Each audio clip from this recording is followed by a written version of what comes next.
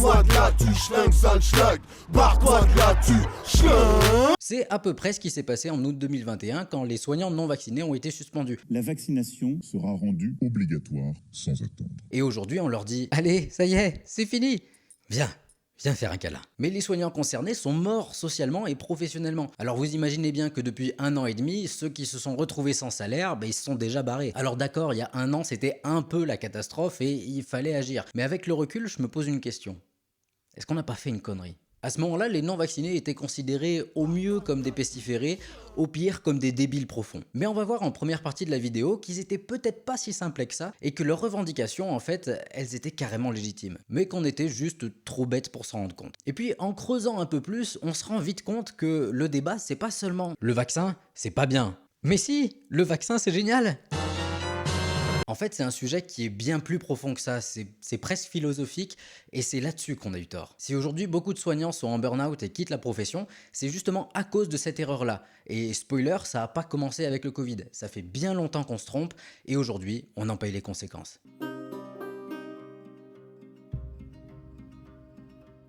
En fait, toutes les croyances des non-vaccinés sont légitimes.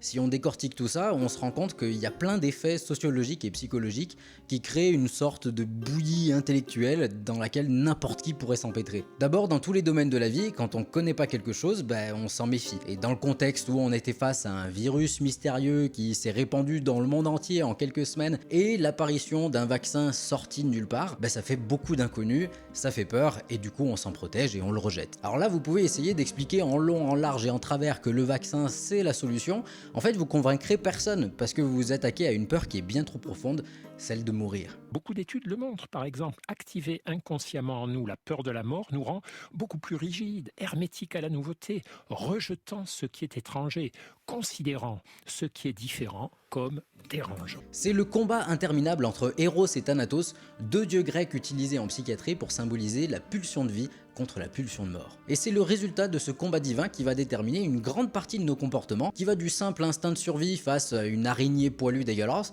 à la peur absurde de mourir à cause d'un vaccin. Le deuxième souci, c'est que face à un événement aussi choquant qu'une pandémie, on devient tous un peu débiles. On repartage des articles qu'on n'a même pas vraiment lus jusqu'au bout, pour peu que le titre soit à consonance scientifique, même si c'est de la science de PMU, révolutionnaire face à un gouvernement oppresseur, ou alors qui nous donne le sentiment d'avoir compris quelque chose. Résultat, les réseaux sociaux et même les médias traditionnels se retrouvent complètement inondés de nouvelles infos, et on se retrouve avec notre deuxième biais cognitif, l'effet Dunning-Kruger. Les masques vous intoxiquent. Nous ne sommes plus en urgence sanitaire, il n'y a plus de virus sur le territoire. C'est l'Institut Pasteur, c'est sorti il y a quelques jours, qui a créé ce virus. Ces gens-là, ils vous donnent l'impression qu'ils ont tout compris, et surtout quand ils nous parlent d'études scientifiques ou qui nomment l'Institut Pasteur par exemple. Alors on a l'impression d'avoir loupé quelque chose et qu'au contraire, eux, ils ont des informations qu'on n'a pas. Et on a rapidement ce rapport de supériorité qui se crée, mais le truc c'est que tout est faux. Factuellement, là-dedans, il n'y a rien de vrai. Et est-ce que pour autant on peut dire que ces gens sont complètement débiles ? Pas vraiment. En fait, c'est assez facile de tomber là-dedans parce que pour se rendre compte qu'on est incompétent, faut être un peu compétent. Je vous donne un exemple simple. Vous êtes étudiante infirmière, vous faites votre première prise de sang qui se passe extrêmement bien, vous avez l'impression d'être hyper compétente et si en plus on vous a dit que la patiente était difficile à piquer, alors là c'est l'apothéose. Puis quelques jours on vous propose d'en faire une nouvelle et cette fois c'est la catastrophe, vous arrivez pas à piquer, vous faites péter la veine, vous enlevez le palgaro, vous en foutez de partout, c'est dégueulasse et c'est à ce moment-là seulement que vous êtes consciente de votre incompétence. Et alors vous allez travailler et c'est après plusieurs dizaines de tentatives plus tard que vous commencerez seulement à être compétente. Mais ça prend du temps.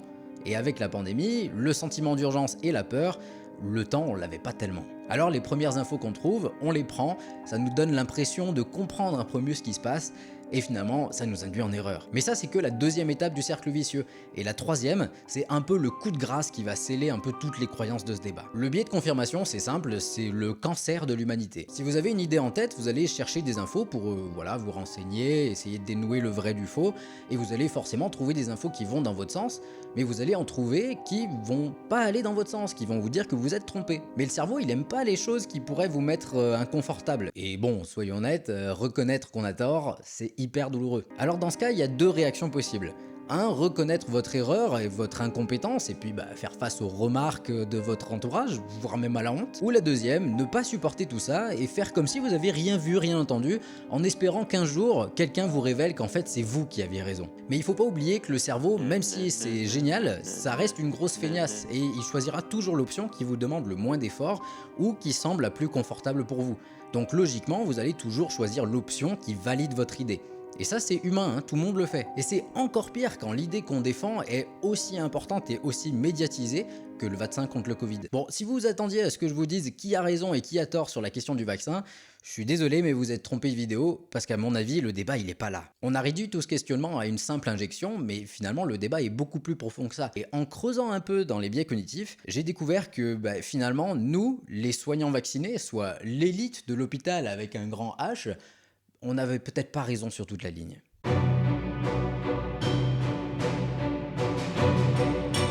Après la Seconde Guerre mondiale, des chercheurs ont voulu comprendre un peu comment les conflits explosent en étudiant le comportement d'enfants dans une colonie de vacances et ils ont été vachement surpris. Leur plan machiavélique était simple, séparer aléatoirement les enfants en 2 groupes égaux pour créer un conflit en les mettant en compétition dans des jeux puis essayer de les rabibocher. Le truc c'est que le conflit a éclaté beaucoup plus tôt que prévu et le seul fait de séparer les 2 groupes a créé une guerre entre eux et ils ont carrément inventé une identité spécifique pour chacun des groupes. Donc typiquement d'un côté on avait le groupe des aigles qui étaient les enfants polis, propres sur eux et réfléchis, contre les serpents, les enfants plus agressifs et vulgaires. Et c'est là que tout commence. Parce qu'en fait, à partir de là, le fossé entre les 2 groupes a continué de se creuser jusqu'à créer une sorte de racisme 2.0. Les chercheurs se sont rendus compte que dans les 2 groupes, ils avaient tendance à aller chercher des détails dans le groupe adverse du coup, sur lesquels ils pourraient appuyer pour mieux dénigrer les autres et asseoir leur supériorité. Donc au final, aux yeux des aigles, les serpents étaient devenus des vulgaires racailles mononeuronales et les aigles, aux yeux des serpents, étaient devenus des intellos avec un balai dans le cul. Les chercheurs ont même découvert que plus les rites et les croyances nécessaires pour rentrer dans un groupe étaient difficiles et coûteux, plus l'identité du groupe se renforçait et donc continuait à creuser le trou entre les 2 camps. Maintenant, si on reprend la même histoire mais qu'on remplace le mot enfant par soignant, on a à peu près le résumé de ce qui s'est passé jusqu'à aujourd'hui. Et on peut même dire que le conflit avait déjà commencé bien avant l'obligation vaccinale. Pour les plus sceptiques, la recherche de vérité détenue par une élite corrompue qui nous veut du mal, c'est un peu comme une chasse au trésor à la recherche du moindre détail qui prouverait qu'en fait on avait raison depuis le début et qui nous rendrait forcément bien plus intelligents que les autres. Et d'un autre côté, on a les vaccinés qui prennent un malin plaisir à démonter chacun des arguments pour prouver à leur tour qu'en fait c'est eux les plus malins. Donc à la base, on a déjà les 2 groupes. Et après ça, on a sorti de l'obligation vaccinale, et à mon avis, c'est là qu'on a merdé. On a créé un rite de passage digne des gangs américains les plus dangereux pour intégrer le cercle très fermé des soignants qui savent. Et quoi de plus difficile que de renier complètement sa passion du métier et sa stabilité financière à long terme. Les quelques soignants qui sont allés jusque-là ont franchi un point de non-retour, et on leur a collé une sorte d'étiquette qu'ils pourront plus jamais enlever, celle de révolutionnaire du dimanche, mais aussi et surtout celle de mauvais soignants. Parce que le conflit, il touche pas uniquement à la vaccination, mais aussi et surtout aux valeurs soignantes. D'un côté, on a la déontologie médicale et la loi qui dit que les soignants sont soumis au primum non nocere, ce qui veut dire avant tout ne pas nuire, et si vous êtes soignant, vous savez pertinemment que c'est pas juste un métier, c'est une identité, et pour prétendre être soignant, il faut partager les valeurs communes, comme l'empathie, la dévotion, l'amour du soin, mais surtout le sacrifice. Parce qu'être soignant, c'est mettre sa vie entre parenthèses pour mieux la consacrer aux patients. Mais ça veut souvent aussi dire mettre sa propre santé et sa vie de famille entre parenthèses. Et le meilleur exemple de ça, c'est la quantité hallucinante de dépression, de burn-out et même de suicide qu'on retrouve dans le milieu soignant. Mais quand on leur pose la question, les soignants non vaccinés sont pas complotistes. Ils ont simplement appliqué, à tort ou à raison, c'est pas la question, un principe de précaution face à un danger perçu. Mais au final, supporter les pressions et la responsabilité de notre métier et continuer à tirer sur la corde pour compenser le manque de personnel et se rapprocher finalement inexorablement du burn-out, ça fait pas autant débat que le vaccin contre le Covid. Pourtant, c'est beaucoup plus dangereux. Alors, la vraie question à se poser ici, c'est qu'est-ce que vous êtes prêt à sacrifier pour être un bon soignant ?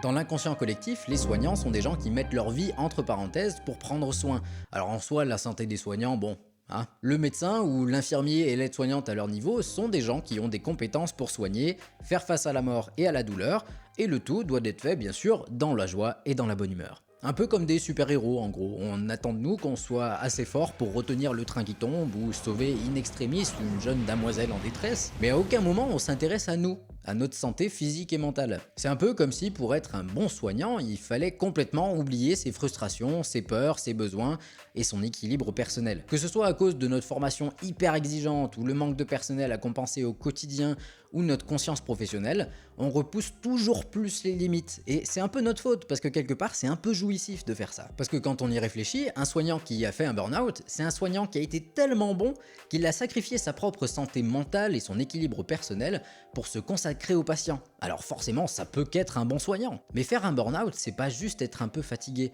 c'est votre corps qui dit stop. Et là, c'est votre vie tout entière qui s'écroule. Parce que quand on est en burn-out, on n'est plus capable de rien. Même se laver, c'est une épreuve. Et à ce moment-là, on passe de l'autre côté de la barrière. C'est le soignant qui a besoin de soins, et ça, du point de vue identitaire, ça fait hyper mal. Et pour s'en sortir, croyez-moi, ça demande des efforts surhumains. On sait à quel point la société repose sur des métiers essentiels, et dès que l'un d'entre eux, c'est la société tout entière qui en prend un coup. Et c'est particulièrement vrai pour les soignants. Mais pour que tout fonctionne, il faut des soignants heureux, en bonne santé et motivés. Alors bon, sans tomber dans un extrême ou dans un autre, est-ce qu'on pourrait pas essayer de trouver un juste milieu ? Et si on redonnait de la place à notre santé dans le système ?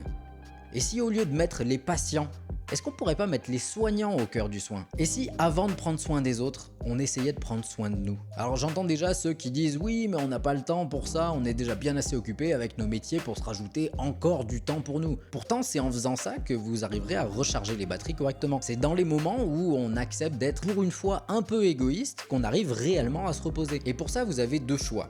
Soit vous envoyez tout balader et vous partez faire une retraite silencieuse pendant 3 mois avec des moines tibétains, soit, beaucoup plus simple, vous téléchargez la formation gratuite « Retrouver du temps pour ma famille même avec un planning chargé » que je vous ai créé et qui est disponible en description. Dans cette formation gratuite de 30 minutes, vous apprendrez à retrouver du temps que pour vous reposer et accessoirement sans culpabiliser. Vous apprendrez à repérer les points que vous soupçonnez même pas mais qui vous bouffent pourtant des heures entières par semaine. Et surtout comment automatiser les tâches ménagères pour ne plus jamais avoir à y penser, etc. etc. Il y a plein de trucs dans la formation. Tout ça c'est disponible gratuitement et pour la télécharger, il suffit de cliquer sur le premier lien dans la description.